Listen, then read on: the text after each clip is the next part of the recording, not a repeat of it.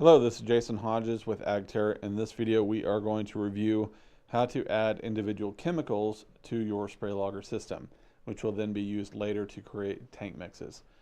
Once you have logged into the SprayLogger website, you can go to Administration, and then Chemicals, and then select Chemicals from the menu. From here, if you have any pre-existing chemicals, you'll see them here. Up at the top, though, you have the ability to add additional ones. So from here, I can type in the name, EPA number, and active ingredient. If I don't know all this information, we also have a lookup table that goes to the CDMS database. And so, for instance, I can type in a product.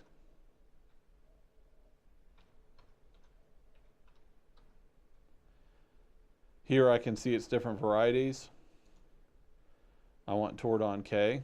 So I can select that, right click and hit copy. Go in here and put right click and hit paste. And I can continue to do this as I need to. So let's get the active ingredient.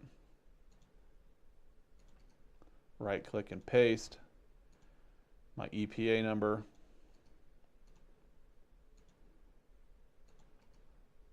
Paste. And so on. I can look up my specific sheets here and find out what my REI is, and I can enter in my cost per unit.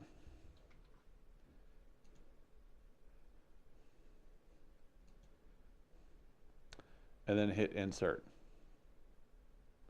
So then once I've done that, it'll tell me that it's successfully been created. If at any time I need to go through here and make an adjustment to any of my chemicals, I can hit my edit tool and then make the adjustment as I need and hit save. Thank you very much. This has been Jason Hodges on how to add chemicals to your SprayLogger system.